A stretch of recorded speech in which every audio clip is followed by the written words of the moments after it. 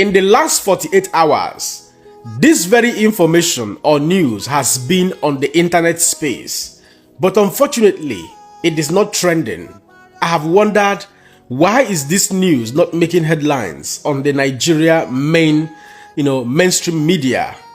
Maybe some persons doesn't want this information to fly, but here we are to do justice to them. Exactly on the 30th of September 2025, the Confederation of the Sahel State, which is also known as Alliance of Sahel States, which is comprised of Mali, Burkina Faso, and Niger, who came together exactly on the 16th of September 2023 to form a security pact that gave birth to the Alliance of Sahel States.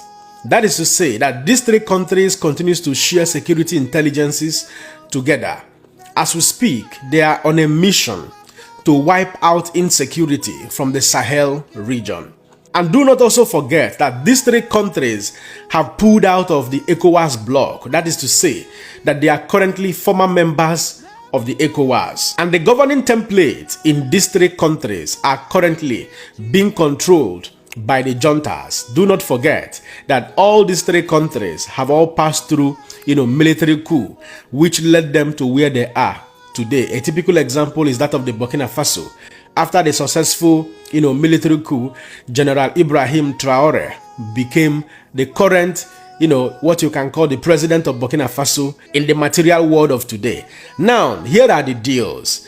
In the joint addresses that was held by these three countries, exactly on that same 30th of September 2025, precisely in Niamey, in Niger, these three countries revealed that they currently have in their possession lists of high and mighty politicians and individuals who are responsible, who have over time been sponsoring insecurity across the northwest Nigeria, across the Sahel region, and across other parts of Africa.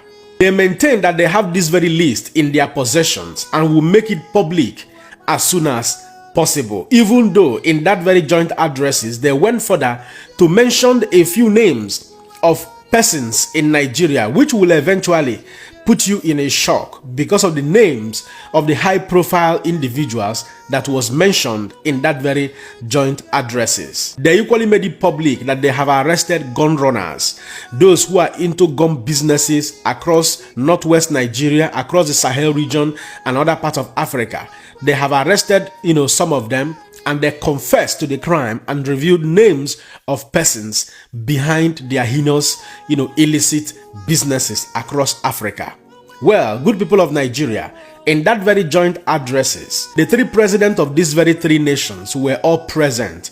General Ibrahim Traoré of Burkina Faso, General Abdourahmane Tichani of Niger, and the General Assimi Goïta of Mali. They were all present and they gave their own account of the presentation during that very joint addresses. Let's take it bit by bit. So, according to that very publication, which was originally in Hausa language, some of them were, translated by Zagazola Makama, who is a security expert in the Lake Chad across Africa. He is also a security analyst and counter-insurgency expert. So these very addresses were recovered through the help of Grok, through the help of AI, because most of their publications through DW Hausa goes in their native languages. So, according to Colonel Assimi Goïta of Mali, brothers and sisters of the Sahel, friends across Africa and the world watching this betrayal unfold, good morning, good evening. Tonight, we don't come with empty words or diplomatic niceties. We come with evidence, with names, with the blood of our people on our hands and the ghost of villages burned to ash. For too long, Mali, Niger, and Burkina Faso have stood shoulder to shoulder against the jihad's Hydra, Boko Haram, ISWAP, the shadows that slither across our borders. We have lost sons and daughters in the thousands. Our economy is gutted. Our children orphaned, and yet, as we bleed, we have uncovered a poison at the heart of it all. Nigeria politicians. Those suited wolves in Abuja feeding the very monsters we fight. He went further to say, "Let me paint it for you plainly, like a story around the fire. Imagine a man in a grand office sipping tea from a cup bought with our suffering's coin. He wires funds not to schools or clinics, but to arms dealers in the desert. He turns a blind eye to convoys crossing the border, loaded with AKs and RPGs stamped, made in Nigeria. Why? Power. Votes from the fearful. Land grabs in the north. We've got the bank records, the satellite tracks, the confession from captured courier who sang like birds under our lamps. These are not whispers. These are ledgers." Then, according to General Abdurrahmani Tichani of Niger, he wrote in that joint address, "Assimi speaks truth, and I will add the grit of it in Niger. We have buried 2,000 soldiers since the coup that freed us from foreign puppeters. Our intelligence shared with no one but our alliance of Sahel states brothers has mapped it out. A senator from Kanu, pockets lined with oil money, funnels cash through Hawala network to ISWAP cells hitting our uranium mines. A governor in Borno, he is the architect of peace deals that arm the very bandit raiding our markets. And don't get me started on the retired generals turned consultants. They train these dogs in camps just south of Lake Chad, then pocket ECOWAS grants for counter-terrorism. We laughed bitterly when Nigeria Chief of Defense Staff General Musa boasted last month about unmasking sponsors. Unmasking? Ha! He is looking in the mirror. Our agencies, Burkina's, Mali's, ours have compiled a dossier thicker than the Bible. Names: Atiku Abubakar's shadowy donors linked, Tinubu's northern allies implicated, even the APC chieftain who cheered our sanctions while their jet dropped pallet over the border. We have held back one of the African Brotherhood, but no more. By week's end, we will release it all. Redacted for the innocent, unsparing for the guilty. Interpose on speed dial." Immediately, the room where these addresses were being read erupted in murmurs. Traoré leans in, his eyes like coals. Then Ibrahim Traoré, the president of Burkina Faso, continued by saying, "Listen close, Nigeria, our big brother turned Judas. You lecture us on democracy while your elite bankrolled AK-47s, killing our farmers.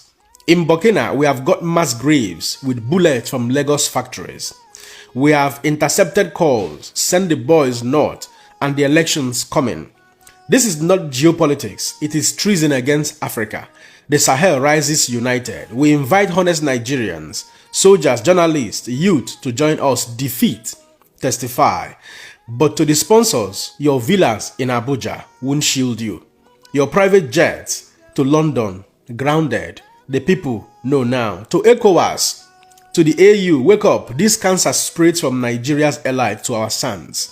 We have endured your sanctions, your isolations. Now we expose Mali, Niger, Burkina.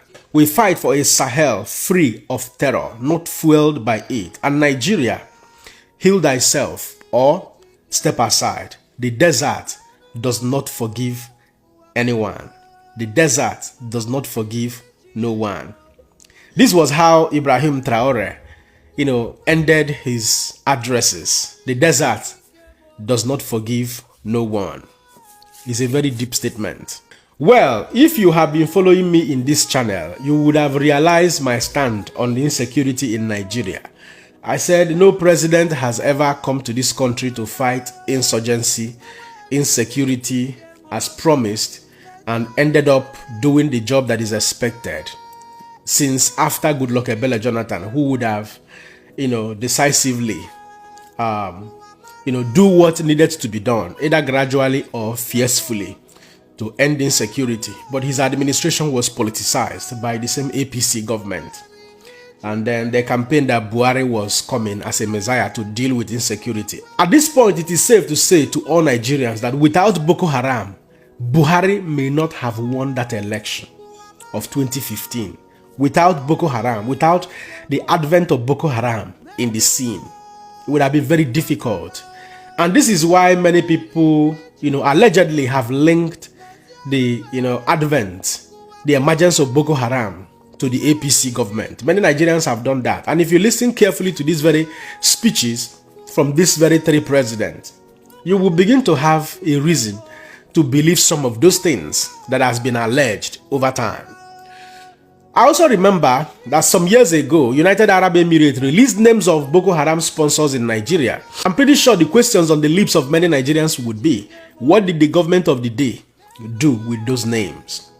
We live in a country where rascality thrives, where corruption, high-handedness, where corruption is deeply rooted in the heart and minds of many Nigerians, not just the politicians. And it has become very difficult. And this is one of the reasons I've always believed that until we have men and women of impeccable character, especially as #1 president of this country, people who does not have any single interest in the treasuries of Nigeria, that is the only time we will have transparency in dealing with insecurity. But with the type of calibers of people we have now, nothing will happen. Nothing will happen. But at least let the Alliance of Sahel State release this name so that we know them, so that we know who they are. It is important that they release that name.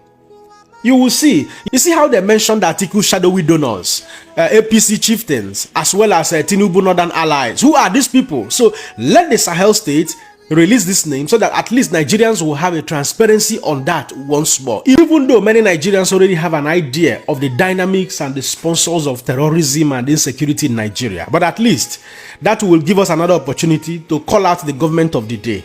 Well, at this point, I will allow you guys to be the judge.